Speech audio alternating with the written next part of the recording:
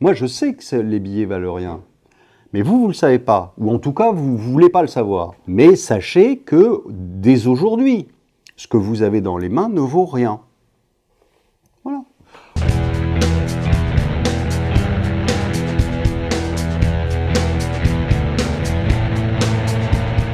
À l'été 2018, on a entendu plusieurs économistes parler d'un retour de l'inflation, notamment aux États-Unis. Aujourd'hui, ces mêmes économistes s'inquiètent de son absence. L'ancien patron de la BCE, début juin, a appelé cette inflation de ses voeux. Pourquoi est-ce si important ? Est-ce que vous pouvez nous expliquer un peu le principe de l'inflation ? En fait, c'est un décalage qu'il y a entre une demande et une production qui met du temps à se mettre en place. Bon, donc, comme il y a une demande et que l'offre est contrainte, eh bien, les prix montent. Ça, jusque-là, c'est à peu près logique. Donc, il faut qu'il y ait une activité, il faut qu'il y ait une vraie demande, une vraie circulation de la monnaie pour qu'il y ait de l'inflation. L'inflation, c'est la masse monétaire, donc la masse de monnaie multipliée par la vitesse au carré externe. Bon. Sauf que dans l'équation, il y a la vitesse. Si je vous donne 1 million d'euros et que ce million d'euros, vous allez le déposer dans un coffre, vous ne créez pas d'inflation, puisque vous n'en faites rien. D'accord ? Et je peux vous redonner une semaine plus tard 1 million d'euros, si vous le mettez au coffre, évidemment, il n'y aura pas plus d'inflation. Donc il est assez étonnant de voir de soi-disant économistes s'interroger à perte de vue. Ils s'interrogent sur le fait de pourquoi on a mis tant de sous dans le système, on a fait tant tourner la planche à billets, et il n'y a pas d'inflation. Mais il ne peut pas y en avoir. Parce que le principe des quantitative easing, des taux à zéro, c'est déflationniste. C'est pas inflationniste, c'est déflationniste. Et pourquoi c'est déflationniste ? Quand vous faites un QE, ça consiste à quoi ? Ça consiste à racheter des obliges sur le marché. Alors après, on l'a étendu, on a acheté des actions, on a acheté des ETF, on a acheté tout et C'est donc n'importe quoi. La banque centrale européenne, par exemple. Au départ, c'était racheter des obliges et puis se dire que les banques, une fois dégagées de ces obliges, allaient vous prêter de l'argent. Mais je rappelle que pour qu'il y ait un prêt qui se fasse, il faut un demandeur, il faut un emprunteur et un prêteur. Sauf que quand vous n'avez pas d'activité, vous n'allez pas emprunter, sous prétexte que les taux sont à zéro. Ça, c'est une construction d'économistes qui n'ont jamais travaillé, d'universitaires, qui pensent que, sous prétexte que les taux baissent, les gens empruntent. Non. Les gens empruntent quand ils ont besoin de faire un investissement. Sinon, ils n'empruntent pas. Alors, malheureusement, ils ne sont pas tous chefs d'entreprise. Moi, je suis chef d'entreprise. Je peux vous dire que je ne vais pas faire un emprunt pour la beauté du geste. Je ne ferai pas d'emprunt si je n'ai pas besoin de faire un emprunt. Même si les taux sont à zéro. Et ça, ils ne l'avaient pas compris. Donc au final, les banques se retrouvent avec des masses de liquidités pas possibles dans leur coffre-fort. Exactement. Et puis, qu'est-ce qu'elles en font, et puis qu'elles vont placer à la Banque centrale, en général. Bon. Et donc, de l'autre côté, la Banque centrale achète des obligations et les met dans son actif. Donc, ça ne bouge pas. C'est exactement comme si je vous disais tout à l'heure, je vous donne 1 million et vous le mettez au coffre. Et puis là, tout d'un coup, vous avez des économistes qui disent on ne comprend pas, il n'y a pas d'inflation. Non, il ne peut pas y en avoir d'inflation. C'est ce que disait M. Draghi il y a peu. Donc il ne peut pas y en avoir. Et puis vous avez, alors quand je dis que c'est déflationniste, c'est profondément déflationniste, les quantitative easing. Pourquoi ?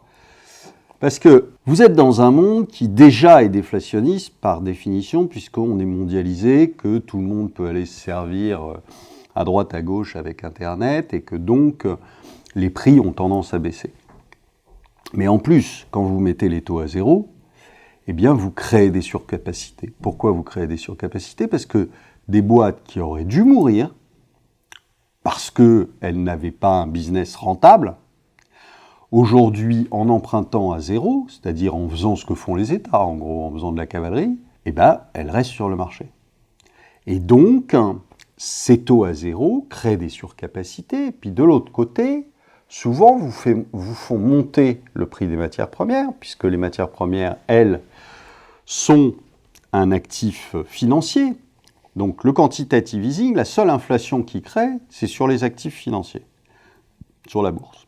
Et donc, il n'y a pas que la bourse, puisqu'il y a de nombreux actifs financiers, l'immobilier. Il y a l'énergie, il y a le pétrole, il y a les matières premières, il y a un certain nombre de choses. Et donc, qu'est-ce que ça fait ? Ça vous fait monter vos entrants, c'est-à-dire tout ce qui est matières premières et énergie. Et en revanche, vous n'avez pas de pricing power, puisque, je vous dis, c'est mondialisé. Donc, dès que vous augmentez vos prix, vous avez le concurrent qui, lui, les baisse. Et donc, résultat, vous ne pouvez pas les monter. Et donc, qu'est-ce qui se passe ? La société fait ce qu'elle sait faire le mieux, qu'elle vire, pour baisser ses coûts. Et en général, virer des gens, c'est déflationniste, parce que souvent, ils consomment moins quand ils sont au chômage que quand ils sont payés. Donc, ce qui est assez amusant, c'est qu'on fait ça depuis 30 ans, par exemple, au Japon. Depuis 30 ans, on n'a pas relancé l'inflation. Et vous avez un espèce d'idiot qui s'appelle Mario Draghi, qui hier vous dit qu'il va tout faire, tout ce qui est en son pouvoir, pour relancer l'inflation. Ce qui veut dire, je vais continuer à faire des quantitative easing, je vais continuer avec cette politique de taux à zéro, et je pense que ça va relancer l'inflation. Donc il ferait mieux d'éviter de penser, parce que c'est un idiot. Mais en plus, on a quand même du mal à y croire, parce qu'on est déjà à des taux négatifs.